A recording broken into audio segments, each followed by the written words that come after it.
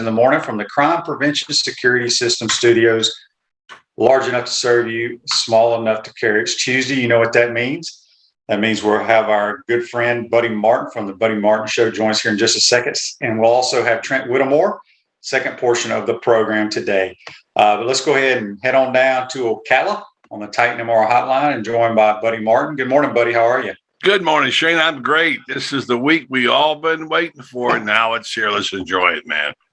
Yeah, it's going to be fun. As the week moves on, getting closer to Saturday. Buddy, you know these kind of things. I don't know them. When's the last time the number one team in America rolled into the swamp? I had it someplace. I want to say 19 years ago. And I can remember when Auburn came in here. Well, they weren't number one at the time, no. I've got it in my notes. I just can't remember. I think it's about 20 years. And that was when Coach Spurrier, I think it was Florida State, right? Yeah, I think it was Florida State, yeah. Yeah, so would that be 97? Was it? Yeah. Mm-hmm.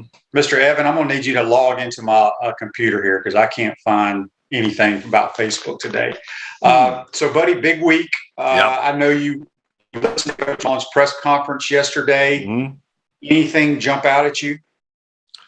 Nothing jumped out. He didn't tip his hand, of course, and we all wanted to know about, obviously, Anthony Richardson's hamstring. By the way, there's even a Twitter account. I just saw it called Anthony Richardson's hamstring. Of course, it's not him, but I thought it was pretty clever. I think he's just I guess the thing we all thought was most important was Dan said he saw Anthony watching film and that he would see him at practice today, and they would obviously see what the medics say and judge him as he performs. And that's, of course, going to be a military secret. So, no, I think so. I did ask him about his method of selecting quarterback because I had just talked to Coach Spurrier earlier in the day, and we talked about one versus the other when you rotate guys as he did with Doug Johnson and Noah Brandeis, or when you have a system built in where it's, where you're going to have a package or two or three. And Dan basically said he adjusted accordingly. I mean, obviously, if Anthony's healthy, he's going to get more packages. And I think he's played down the aspect of the starting quarterback thing. I think he's basically got two starters, 1A and 1B, but he won't say that. So those of you looking for Dan to make a definitive decision on a quarterback, ain't going to happen, in my opinion.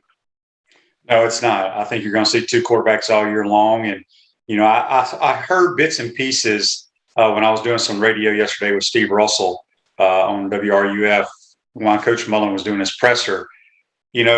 I think, and we talked about it on your show last night, buddy, we all know Anthony's a phenomenal athlete. He's going to be a really good player. Mm-hmm. That's not the question. But Dan, I think the Gator Nation needs to trust Dan because he's the guy in charge. And he finally, I don't know who asked the question from the media, but it was a great question.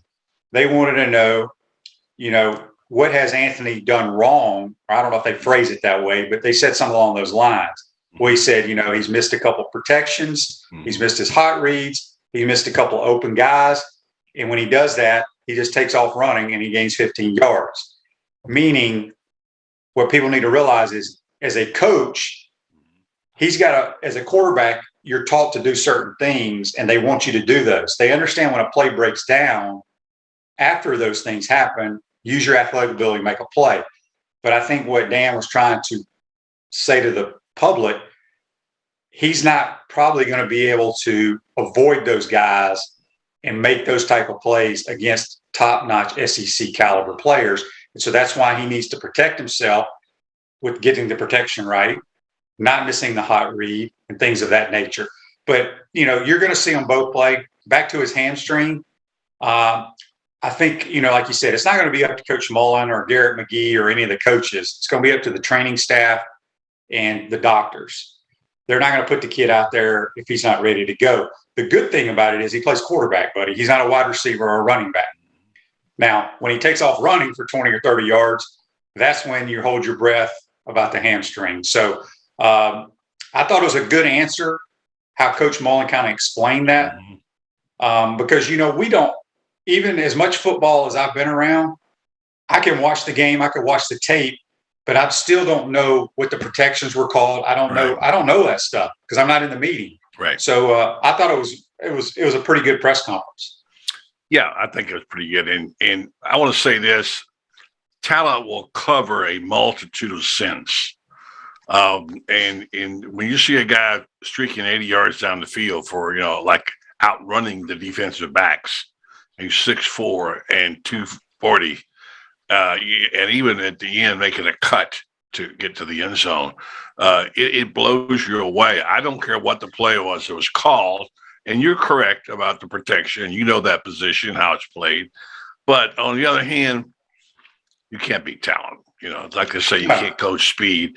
And right now, this guy, and I said this, I've written it, and not that I'm any authority on it, but in terms of talent and what he does, he blows me away. I don't think I've ever seen a young player as explosive and fascinating as Anthony Richardson, whether he knows a cover two or not. I know he knows how to run and pass and throw, and he's tough. He's everything you want in a quarterback package. As Coach Sprayer said on the show last night, if he stays around long enough, he might win the Heisman Trophy here. Yeah, he'll have an opportunity. There's no question about it. We got a Facebook Live brought to you by Melton Law, the only official law firm partner of the Florida Gators. David says, good morning, guys. Hey, Shane, Trevor not looking good. I've not forgotten our wager. I'm not sure what the wager was. I guess he's referring to Trevor Lawrence. Yes. Which, I mean, Trevor made some really good throws. He made some bad throws. Rookie. I'll get your thoughts on the Jags in a minute. Okay, buddy. So back to the Gators. They're going in this game 2-0. Alabama comes in 2-0 as well. Right. When you look at this game, okay, what are Buddy Martin's keys for Florida to have a chance to win it? Well, I think you said it on our show last night. They do have to have some turnovers. They got to get some turnovers from Alabama, who doesn't turn it over that much. And I think special teams you mentioned. I don't know if there's enough there. The defensive size that you talk about a lot, the fact that Florida's lost maybe Ventrell Miller, it looks like, is going to hurt because up the gut is where Alabama's going to come at you. Now Bryce Young can throw it, and I'm sure he will. But my concern is whether the man-to-man, I won't even say man-to-man, man-on-man, mano-on-mano stuff, whether the defense can hold its ground. That's concerning to me. I don't know quite about the secondary yet. They're only as good as the pass rush is up front. So I would say Alabama has the edge there for physicality, especially their offense against Florida's defense. But, we're going to see what the scheme is going to be, and that it won't be vanilla. And so we'll see how Bryce Young handles it. And the thing about it is you've got two young quarterbacks here, one who's been around 4 years and knows the swamp, and one who's brand new, who's super talented, and you got the swamp. This is where the swamp has to come and play. Yeah. The fans of the swamp, they got to get after Bryce Young, because I don't care how good you are and what your talent is, how smart you are. It's like Mike Tyson says, everybody has a game plan, but you get hit in the mouth, there goes that game plan. So how they respond, how he responds is key. How Florida plays and make tackles up the middle is important. Right now, I think it's a little testy for the Florida Gators. John says on Facebook Live, brought to you by Melton Law, do you think Dan is trying to avoid a Justin Fields situation and keep both of them happy? Well, of course. I mean, you want to keep all your players happy. Yeah. But I think people need to trust Dan. Again, he has a great track record with quarterbacks. Yeah, he does. Okay. We've played 2 games, and Dan ain't dumb. He knows what Anthony can do, but he also knows Anthony's got to do the little things at the quarterback position that I just mentioned, that Dan mentioned in his presser, that you have to do against top-notch teams, or we're not going to have a chance at all. So it's a learning process, and just trust the situation is the way I like to look at it. Dan, you mentioned about Alabama. There's always been that saying, nobody looks better in pregame warm-up than like when Alabama and LSU run out of that tunnel, and you see them during stretch and all that stuff. I'm telling you, man, that's where we're trying to get to. I think once our facility is built, we keep winning games. We will get the top-notch players, some of them like they're getting.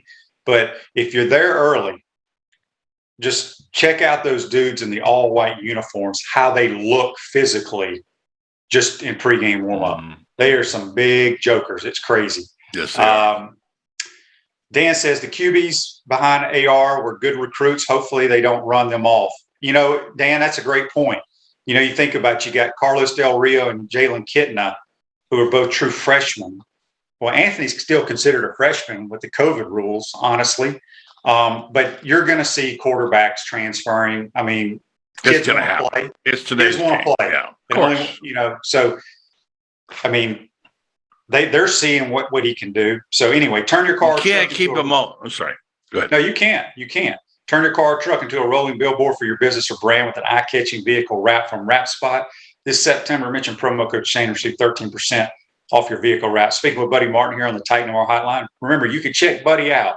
I know, Buddy, you got millions of viewers across the world. Millions. But if somebody is watching our program and doesn't know about the Buddy Martin Show, it's every Monday through Friday, about 9 p.m. Eastern time. Buddy's a late-night talk host.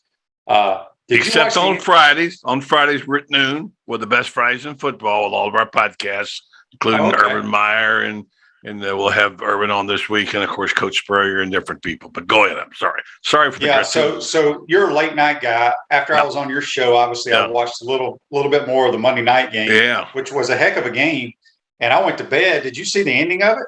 I didn't. I heard what happened, and I also heard about the Manning brothers show, which I watched more of that. And I did the regular telecast because Peyton and Eli, they had different quarterbacks, different players around the league join them. But that is something that I think people should listen to, because you hear them talking X's and O's and strategy and what a quarterback, they talked about a good job quarterback checking it down. I don't think people realize how important. Don't force it down the field, check it down. But that's an important point right there. Can I just jump in? Which is not working in AR-15's favor. And Franz and I were talking late on the show last night, and he made a great point.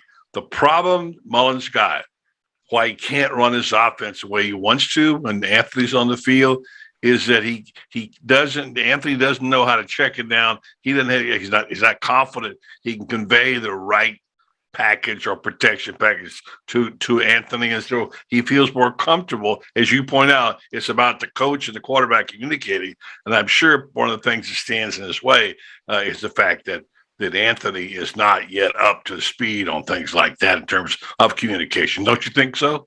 Yeah, and like I told you on your show, Dan's done a great job calling plays for him, because he hasn't actually called anything where he actually has to read anything and have to check it down.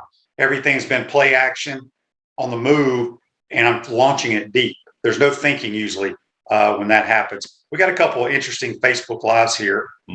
John says, how about all the players at LSU being ruled academically ineligible after registering for the wrong class? That seat is scorching in Baton Rouge. I did not hear about this. I didn't either. So maybe John will have to fill us in. Yeah, I'm not sure about that. I know one player is one of the top recruits, 5-star. I read last night. I can't keep up with all this. Apparently, he's been tossed out academically already, a 5-star. So 5 stars come and 5 stars go. But yeah. By the way, Ed O is going to have a long year. It might be tough for him to survive. We've already seen what happened at USC. Clay Helton didn't last but 2 games. Gone. Amazing. And please, please stop the Mullen to USC stuff. Come on, man. Please. You know who I think they should hire?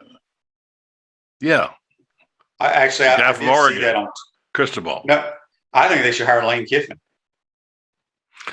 Well, they can't hire him again, can they? Why can't they? If a new athletic director, new president, they've seen what Lane has done since he left there. He's changed. He doesn't do crazy. I mean, he's still a crazy coach, but I think he's grown up. You got to remember too, buddy, he's got 3 young kids that live out there. Well, I don't think, number one, they'd hire him. Number 2, he would accept. Why would he go back out there? Why wouldn't he? Here's my reason. He's got a great situation at Ole Miss, and he's going to win there. But buddy, when you coach, you coach for the love of the game, but you want to win, and you want to win. You want to compete.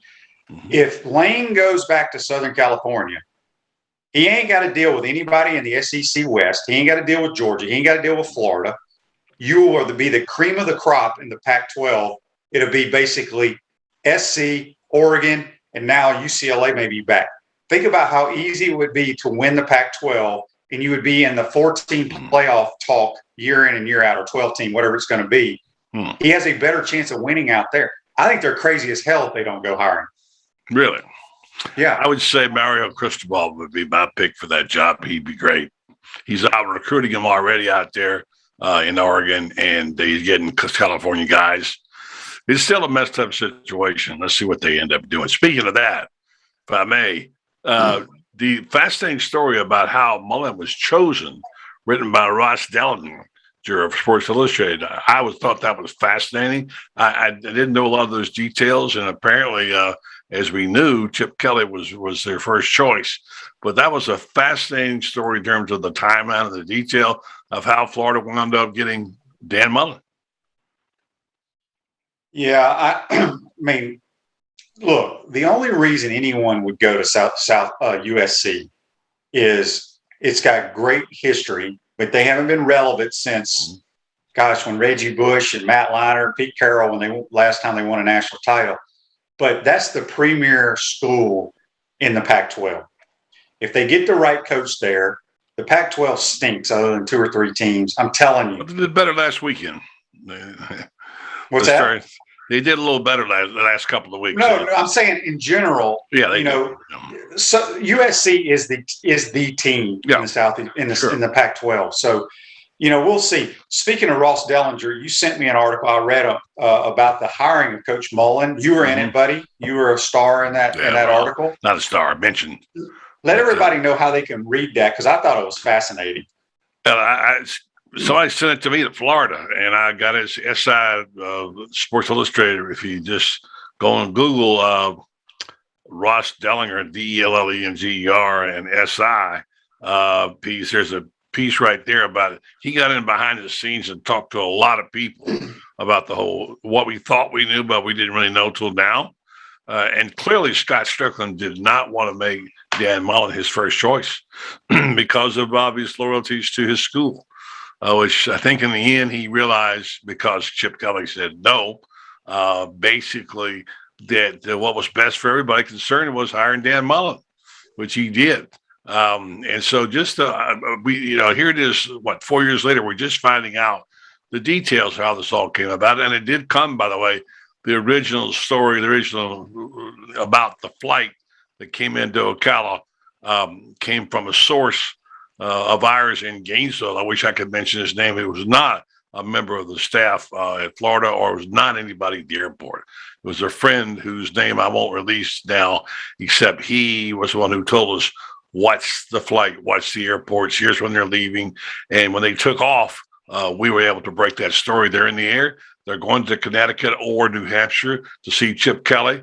And there's 6 of them on the plane. That's how it started. Crazy 3 or 4 days, which resulted actually in Mullen being there, having the job offer a week later and becoming Florida's head coach. It was an interesting story. It was a great story. I wasn't aware of it. And it talks in there, as you said, about Scott Strickland really being torn about taking Mississippi State's football coach because he says that he's lost a lot of loyal, close friends over the last couple of years. I thought it was great. So people go check it out. If you've got joint pain in your knees, shoulders, hip, or back that won't go away, you need to check out QC Kinetics for long-lasting relief. No surgery, drugs, or downtime. Schedule a free consultation at QC Kinetics, 352-400-4550. Give QC Kinetics a call today, 352-400-4550. A few more minutes with Buddy Martin here, then we'll get to Trent Whittemore, wide receiver for the Florida Gators. Buddy, I want to get your thoughts on FSU. Wow. That was bad. That was not bad. That was beyond bad.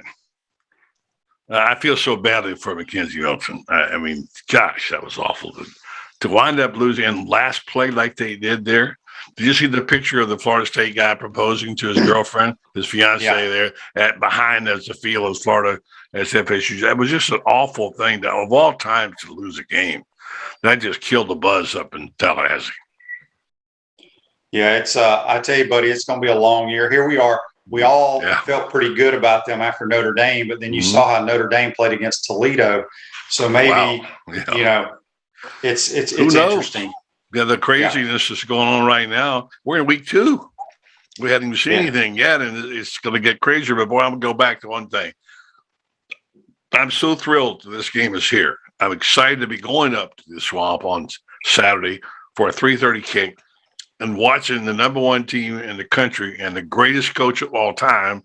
No matter what you think, I'm a Bear Bryant guy, and I have to say, make Saban Circus coach of all time. No news bulletin there. Coming to town to play the Gators, who've got a shot. They've got a shot here. And I know they're 15.5 points underdog, according to latest odds. And if Anthony's news comes out of it that he can't practice, that will probably go up another half point or so. They're not going to, buddy. They're not going to say he can't practice. Like I told you, but they'll find out. Even if he's ruled out, which we will not find that out until maybe of course after the game if he doesn't play.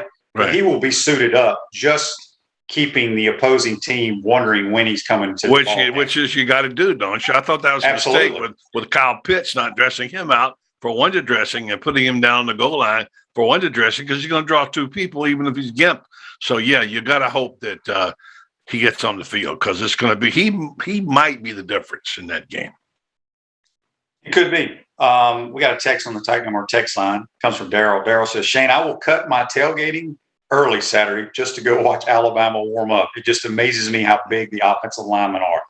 And not just big, they're also physically freaks. Yeah, that is so true. We got another I got a Facebook Live here brought to you by Melvin Law, the only official law firm partner of the Florida Gators. And it comes from Ace. He says, I have been amazed by the amount of comments made on Facebook by so-called Gator fans about Emory. They are talking about booing at the Swamp. That has to affect the recruits to see this bad behavior. Of course it does. If a guy doesn't play good or whatever, I've never understand booing at the collegiate level. Now, however, maybe one day it may be okay because these kids are getting paid now. Yeah, exactly. We don't know how much, but look. Not much. I have a source who told me, and you've been saying this, who deals in this kind of stuff. And by the way, we may be talking to one of the Gators about being on our show as part of it. But the market on this is not going that great. And we'll see what happens, not to interrupt you, but I also want to get back to the comment from Valentino, who's offering his services out there to be on a podcast. Anybody got a podcast that I can be on? I love that. But no, you're right. It's, booing is a bad thing. It's never going to be. I understand the frustration, but a team like this with so much potential and so much, even if they lose Alabama, and even if Emory doesn't play great, there's a long season ahead, and you don't want to boo the kid and discourage him and say, pack up and go somewhere else because he's a really good player. And just because he's not Anthony Richardson, by the way, who is, you can't start booing him.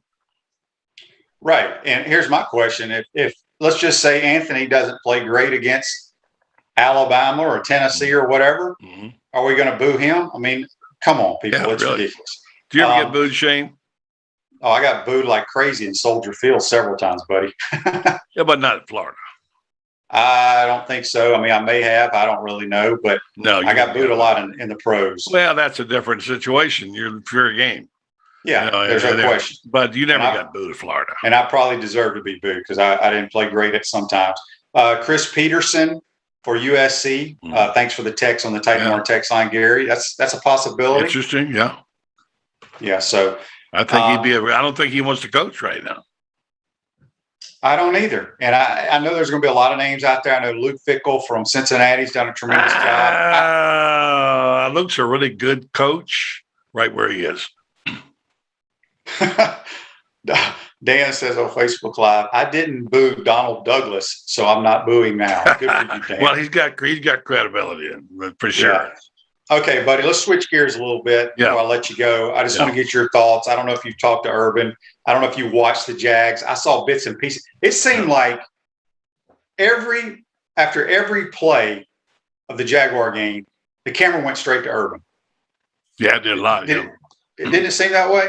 It did. Yeah, and of course they want to see the reaction I'm talking to Urban this afternoon for our podcast, which will be on here on Friday. Give me some questions. What do you want to know? I need to ask some questions. And we're not talking so much about the game, just overall, like, how do you handle losing? I thought Urban did okay. He looked like he was in pain, and naturally, who wouldn't be? And I think I wouldn't be totally discouraged about Lawrence. I thought he did look okay at times. He did about what I expect, maybe not 3 interceptions. But what did they expect him to go out there and win his first game? And unfortunately, it was against a bad team. And Tyrod Taylor had a game of his life. So, yeah, I don't know. I don't. What was the question? I've forgotten. But no, I haven't talked to him yet. I don't know the situation. It's going to be a long year. Patience will suffer. I would be anxious to hear, Urban, it's one game, like you said, but for a guy who I don't believe he's ever lost a season opener, if I'm not mistaken. I thought I saw that. You might be right. For a guy who's had so much success, and we know how, he loves to compete and wants to win. Buddy asked him, what was it like losing a game? I mean, think about it. The dude hardly lost at all in college football. Amazing record. I don't even know what his record is overall in college, but I've it's got not it many. Someplace. Yeah, I wrote it the other day. Yeah, it's amazing. So I just think that's something that he's going to have to get used to, because he's going to lose a bunch more. But I think Trevor Lawrence is going to be a really good player in this league. I think the Jaguars obviously need better players. The talent just doesn't look great to me watching it on TV. So I don't know. I think that would be the one thing I would like to know when you talk to him is just, look, you're not used to losing. So how did it feel on the plane ride home? Yeah. Hell, he probably wanted to jump out of the plane. No doubt. Take a parachute. I asked him before the season about this, the residual impact of losing. And, his guts churn when he loses. Every coach does, he more so than most. And he said he was prepared to handle it. I don't know if he is or not, but he said he understood it's going to be a long year and you're going to lose 9, 10, 11 games. Well, you only lost 15 in your whole career at Florida, which I think you did, 65-15. How's that going to wear on him? That's the concern everybody has, including me. Yeah. John says on Facebook Live here, brought to you by Mental Law, there was a report on on3.com that Urban hasn't handled losing well, even the preseason games. Well, of course. He wants to take over all the drills and practice and do everything. Probably will. Yeah, well, that's going to wear him out. He's going to need to let his coaches coach. Yeah. And, it's a different ball game, man. It's crazy. It is. So one of our crack research staff here, our good friend Rick of the program, just says, after 15 years as a college assistant, Meyer went 17-6 at Bowling Green, 22-2 at Utah, 65-15 at Florida, 83-9 at Ohio State, for a total record of 187-32. Right. Yeah, we talked about that last week. I talked to him last week for a little bit. And, look, he's also very good at fixing things that are broken. Yeah. He's done that. I mean, if you remember his first year, how he changed things around in mid-season. And he adapts and adjusts and whatever. He's very good at that. He's very cerebral and just smart. Now, whether this is too big of a problem, the calculus is just too big to be able to fix it is another question. But he'll get it done if he doesn't get mentally just exhausted, as you said, for trying to do too much. Yeah, and Alan says on Facebook Live, if his coaches can't coach, he needs to hire other coaches. Who says his coaches can't coach? No, he's just saying because of the report. Oh, I see. Yeah. I mean, he shouldn't take it over. Yeah. No, I think he's got a good staff there. I think we'll figure it out, see what's going to go on. But I wanted to mention, by the way, I asked you a question before you go. Most underrated coach in the SEC, Sam Pittman or Mark Stoops or somebody else? I think Eli Drinkwitz could be thrown into that. I think he does a really good job in Missouri. Okay. I think Stoops has done wonders. He's got a winning record now at Kentucky, I believe. He's finally got an offensive coordinator that understands the passing game. They got a quarterback. I don't think he's a world beater, but he can make all the throws. Pretty good. Looks pretty good. He is. He is. I absolutely love the quarterback at Missouri. I think he's going to be a high draft pick when it's time for him to come out. So your question was Stoops or? Well, who you just said you think Drinkwitz. Pittman or Stoops? Pittman is perfect for Arkansas. Buddy, did you see, before we let you go, I don't know if you saw this, but Marty McGee comes on before SEC Nation. Yeah, I see it. And I was working out on the treadmill deal, listening to their show, which I love their show. It just cracks me up. They had Sam Pittman on there. They had a picture of Sam Pittman in a uniform. He played for Pittsburgh State, the Gorillas. I think they're like Division II. Pretty good program. But he was hurt, but he's still dressed out. I don't know the whole story, but they got a picture of him, buddy.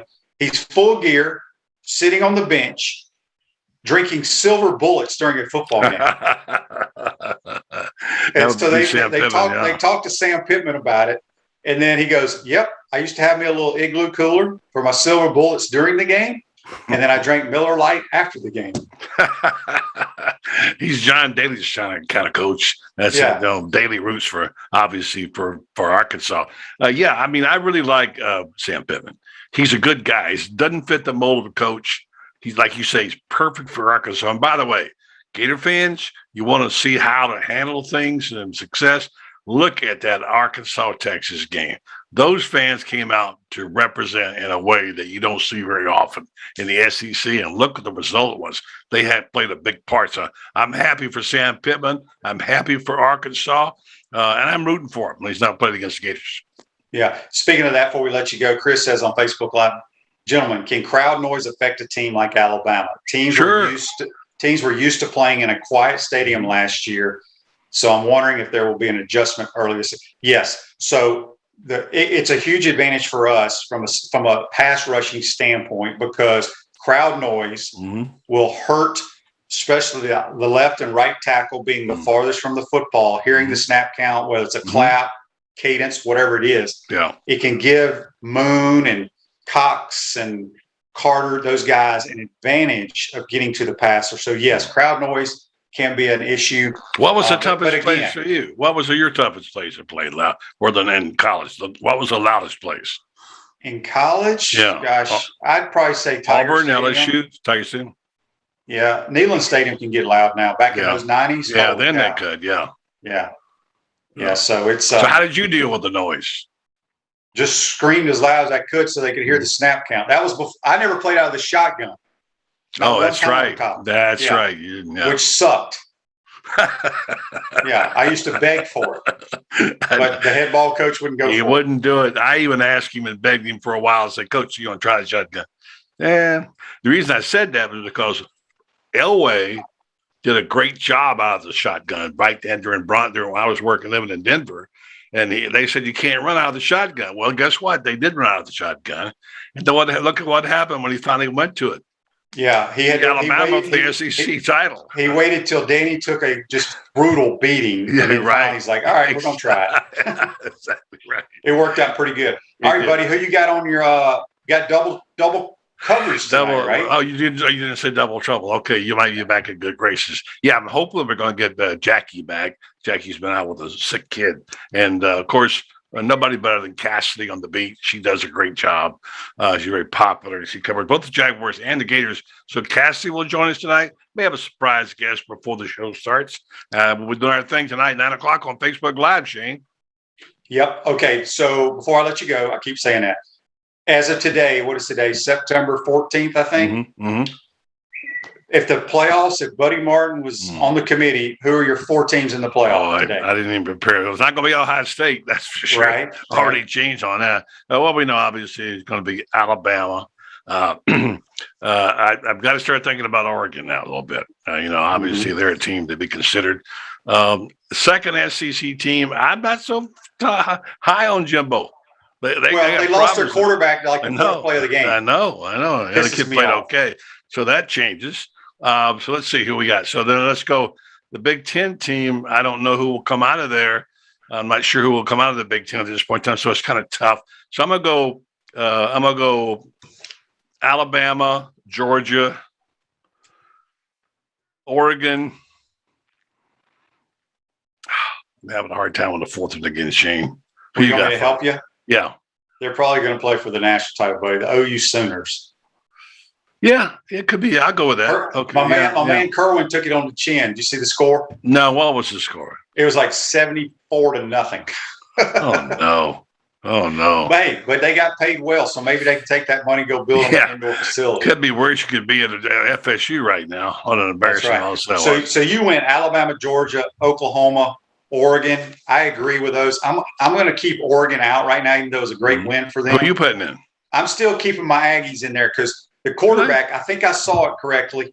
He's out 5 to 6 weeks. Yeah. I don't know when they play Alabama. They probably play them before that. Their quarterback was horrible until the last drive. He made some really good plays, and I think he will get better with getting reps in practice.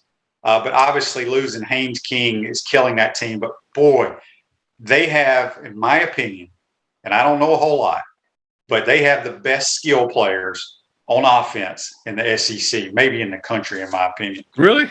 Oh, their receivers and their running backs and tight end, buddy, they are so legit. Well, I'm gonna have to wait on Jimbo. I mean, he's overdue. Like I told you, their quarterback is the problem. I know, I understand that, but talk is cheap. I mean, I hear all about JT Daniels having great, and about Georgia, and also, like Coach Spurrier always said, you got to play them. You got to play them out. Let's see you. So I'm not sold on Texas A&M. By the way, their game, the game is against Alabama is October the 9th, and so. And by the way, A&M ain't gonna beat Alabama now. Dadgummit. No, by the way, I like that Colorado defense. I thought they played really well, and I thought they did. A lot of it had to do with the poor play of the quarterback too. Could have been, but I like the way they tackled, pursued. I mean, they gave them all they wanted. I thought they beat defense, beat them, and so Arkansas. So they don't have to worry about Alabama for a few weeks, and again between they do have to worry about. Arkansas, though, on September 25th. That's a new one, new wrinkle for the West. Yeah. Well, it should be fun, buddy. Enjoy the game. I know you're going to be in the swamp. I'll be there as well. Good. Be safe. We'll share a public sandwich together for lunch. Yeah, I may step up to the media for a little bit, or I might just go sit in my seat. I haven't decided yet. All right. Well, maybe do a little both. Hopefully, It's supposed to rain. Hopefully, the rain will hold. Oh, man. Well, a good place to be. And you won't be sitting in your seats then. You'll be upstairs. I'll be up in the media boys. Looking forward to seeing you, man. It's going to be fun. They got a great one this week, and I'm really excited about it. Okay. And one more time, where can they read that article? You're in that article. I thought it was very good. Yeah. I Sports Illustrated under Ross Dellinger. Dellenger. I guess you got to Google it. It's all over. I've posted on my Facebook page several times. I'll go back and post it on Buddy Martin Facebook page, and you'll go there. Unless your producer Evan can come up with it and put a link out later on, maybe that would be good too. Yeah, we could try that. All right, buddy. Be safe, my man. We'll talk to you next week. Thank you, Shane. Appreciate it. That's Buddy Martin. Join us on the Titan Tomorrow Hotline. When we come back, we'll be joined by Florida Gator wide receiver Trent Whittemore. You're watching and listening to Pot Up with Matthews in the Morning. Are you tired of being sidelined by nagging pain? Hi, I'm Emmitt Smith, Hall of Famer and Dance with the Stars champion. Happy to tell you about QC Kinetics and their biologic therapies for treating pain without drugs or surgery. Are you suffering from chronic pain in your hips, knees, shoulder, or lower back? Are you tired of living with arthritis pain? QC Kinetics offers natural pain treatment that can repair and restore damaged tissue in your joints. Listen, I know pain, and I've seen firsthand how powerful biologic therapies can be. Patients at QC Kinetics rave about their result because they're getting their lives back. They are getting moving again. These exciting regenerative treatments used to be available only to pro athletes like Emmitt. Now they're available to anyone thanks to QC Kinetics. Call today for your free consultation. Get long-lasting results from my friends at QC Kinetics. Call QC Kinetics 352-400-4550. In North Central Florida, call 352-400-4550. QC Kinetics 352-400-4550. We want to take this moment to thank all our sponsors who keep the show going and pay the bills. Crime Prevention Security Systems, large enough to serve you, small enough to care. Titan MRI, Gainesville's only locally owned and operated MRI facility. Meldon Law, won't back down. Peachland Dental, Gator Nation's first choice for dentistry in Port Charlotte. Comfort Temp, comfort is our business, peace of mind is our promise. QC Kinetics, live pain-free with QC Kinetics. Great Clips, it's gonna be great.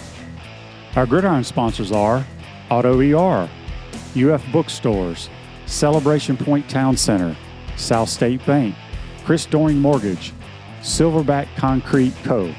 Some of our touchdown sponsors are Campus USA Credit Union, Adams Rib Company, Doreen Wiebe Realtor, Caldwell Banker MM Parish, Gator Dominoes, Celebrate Primary Care, Gator Bait Media, Wrap Spot, Okito America, Gators Dockside, Style Cuts, Big Mills Cheesesteaks.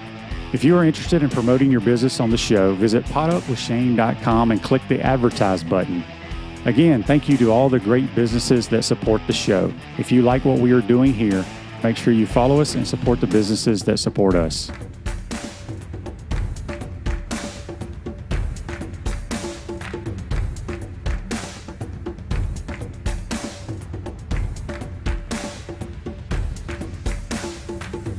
Welcome back to the Crime Prevention Security System Studios, large enough to serve you, small enough to care.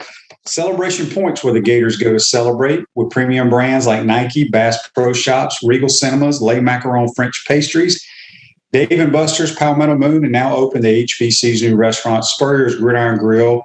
Make your reservations today at spurriersgridirongrill.com. We will see you at Celebration Point where the Gators go to celebrate. We're now going to go to the Titan MR hotline. We're going to be joined by Florida Gator wide receiver Trent Whittemore. Good morning, Trent. How are you, buddy? Good, Coach. How about yourself? Not too bad. Congratulations on the win. I mean, you only get to play 12 of these. Anytime you can get a victory, it's good. Trent, tell us what it was like. It wasn't a home game for the Gators. It was really a road game, but obviously the Gators had way more fans there. What was it like playing in Tampa, playing in Raymond James Stadium? Yeah, it was pretty cool. We get to play at the Jag Stadium every year. Obviously Florida, Georgia. So to go down and play in the Buck Stadium was fun. Like you said, ton of Gator fans down in Tampa. It really felt like a home game. Anytime we did something good, the place was rocking. So it was a cool experience and something that whenever you get to play in an NFL stadium, you remember it. So it was cool. Trent, when you look at the offense, obviously the offense produced, I think, like 660-something yards. It doesn't seem like that because with so many explosive plays, y'all weren't on the field a whole lot. You didn't get a catch yesterday, but gosh, there were a lot of big plays. Correct me if I'm wrong, just watching it, and on the one play where that was his best play of the game, honestly. I know he completed 2 touchdown passes, deep balls, and had a long touchdown run, a couple other good runs. But I thought his best play he had was a play action pass. It looked like he was trying to throw out of the slot. I don't know what kind of route you were running, but he got pressured in the pocket, moved to his left, and just threw a dime on the sideline. Was that ball intended to go to you? Yeah, the play was actually drawn up. It was somewhat of a shot play, and his first look was me right there. He actually, a safety rotated back late, actually, to kind of put me in somewhat of a bracket. And then, he stepped up in the pocket and went, to his next option to Cope over there on the sideline. So, that was a great play by him, just going through his reads and making a really nice throw. Yeah, the quarterbacks, I thought both of them did some great. I thought Emery's touchdown throw down the sideline, dropped it in the bucket. It was a beautiful throw. Let me ask you this. Everybody's talking about the quarterback position, and we both know that they're both going to play this year. That's just that's the way it's going to happen. I feel like Coach Mullen's done a tremendous job. I don't want to say protecting Anthony, but it seems like most of his plays when he's in there, obviously it's some type of quarterback design run or it's balls thrown down the field where you don't have to really read the underneath defenders. It's, play action. If it's there, take a shot. If not, use your athletic ability and make a play. But he's taken full advantage of those. And Coach Mullen he's dialed them up perfectly, especially on that first touchdown to Copeland. Yeah, Coach Mullen does a terrific job playing to his quarterback's strengths. That's what makes a good offense is, doing what the guy behind center, do what he does best. And Coach Mullen has done a great job of that, just allowing him, like you said, to use his legs. There's not many people better than him, when it comes to that. And then, throwing those big balls downfield with accuracy. So I think Coach Mullen has done a great job, just playing to his strengths and giving him, really good plays. I got a text here on the Titan MR text line. I told people that if they wanted to send some messages for you, Trent, they had to send them on Sunday since we tape this on Sunday afternoons. Joe wants to know, Trent, even though you didn't get a pass thrown your way, is it difficult to stay within the offense or stay in the game? Well, Joe, it's a long game, but the fact that you're out there and you're hitting people, you're blocking, you gotta keep your head in the game, or else you might get your head knocked off. So it can be tough, obviously, not to get a ball, throughout a long day, but that's just part of it. And like I said, when you're blocking for people, you got runs coming your way, stuff like that. It's not too hard to stay focused. Well, as you mentioned, they had that one shot play dialed up to you, but he got some pressure and had to move to his left. But they also, Emory tried to hit you on like a crossing route, just threw it a little late, got intercepted. But obviously the ball will be spread around. Mullen does a good job getting everybody the football. Let me ask you this, Trent, because I feel like the offensive line, the last couple of years, they've been criticized quite a bit, especially last year. I thought they pass blocked extremely well last year, maybe not so much run blocking. But I think through 2 games, the offensive lines played pretty well. Yeah, I think so too. Obviously, FAU, we ran the ball super well. Same thing yesterday. I think that we have a lot of younger guys, Ethan White, Kingsley at center, Josh Braun, and then some older guys too, like Stuart Reese at guard. I think the combination of those young guys who've really just come along and have finally gotten some good game experience, with the older guys is making for a pretty good line, and it'll definitely be a strength for us, as the year continues. All right, so we sit at 2-0. We're speaking with Trent Whittemore, number 14 wide receiver for the Florida Gators. You can follow Trent on Twitter at Trent, TRENTT _WHITT. All right, one of the biggest games ever be played in the Swamp in quite some time. Alabama's rolling into town. I know you haven't watched a lot of tape on them, but we all know they're the number 1 team in the country.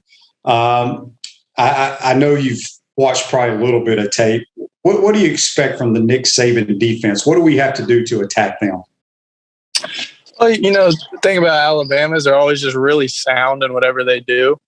So I think we're going to have to come out and, run the ball, continue to run the ball well, just like we have in these previous 2 games. And we gotta win in the opportunities that we get. They're really good players, and they put those good players in one-on-one situations a lot of the time. And you just got to go take advantage of that, make some plays down the field. And then, like I said, be steady running it. So I think we're excited to get the chance to go make those plays and try to come out on top on Saturday.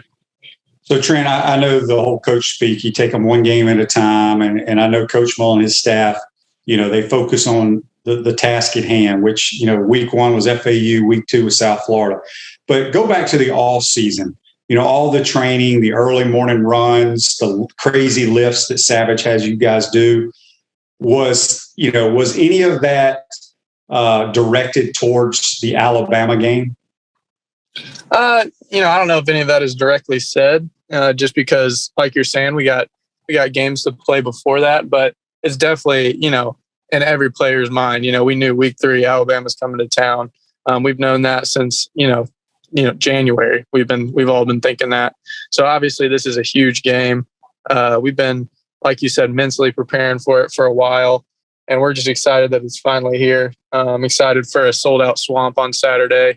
That atmosphere is going to be electric, and it's go time now. So it's a huge week for the Gators. Yeah, we got another text here from William. William wants to know, Trent, in order for the Gators and for y'all to beat the Alabama Crimson Tide, what do we have to do on the offense? Yeah, I think, like I was just saying, we got to be able to win some one-on-one matchups down the field, push the ball down the field a little bit, make some big plays. And then, like I said, we just got to continue to run the ball well, just like we have, to control the clock a little bit. And I think, if we do both of those, that we can come out on top. And Larry says here on the Titan MR text line, what is the status of Anthony? Did he pull his hamstring, tweak his hamstring? I mean, you may not really know because he probably hadn't been evaluated. But do you think y'all have a chance to play? Yeah, I believe I'll have a chance to play. I'm not sure on all the particulars on that one, but I think I'll have a chance to play. All right. Well, Trent, like you said, it should be a lot of fun. The Swamp hadn't been sold out and crazy like it's going to be. Hopefully you guys have a good week of practice, and we'll talk to you next week. Good luck, my man, and let's go find a way to win. Yes, sir. One thing before I get off, Buell's plays Cardinal Gibbons Friday night, Citizens Field. That's a big time one. So anybody listening to this, y'all get out there on Friday night, support the Bobcats. Yeah, I think we lost Trent there. But yeah, Buchholz does have a big game. They have a heck of a team this year. So Trent, we appreciate you taking the time, my man. Good luck Saturday. We'll talk to you next week. Sounds good, Coach. Appreciate it. All right, that's Trent Whittemore joining us on the Titan Number Hotline. And we're going to take another time out here, come back, wrap up this Tuesday edition.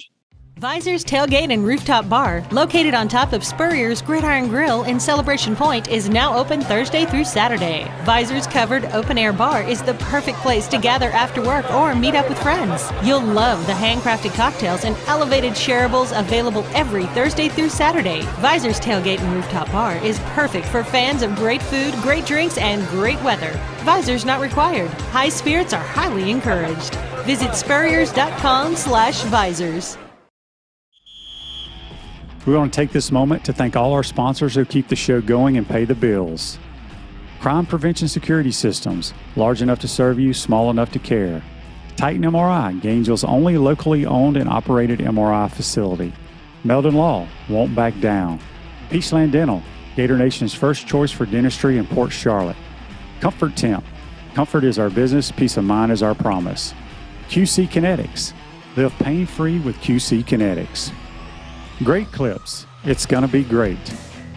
Our Gridiron sponsors are Auto ER, UF Bookstores, Celebration Point Town Center, South State Bank, Chris Doring Mortgage, Silverback Concrete Co.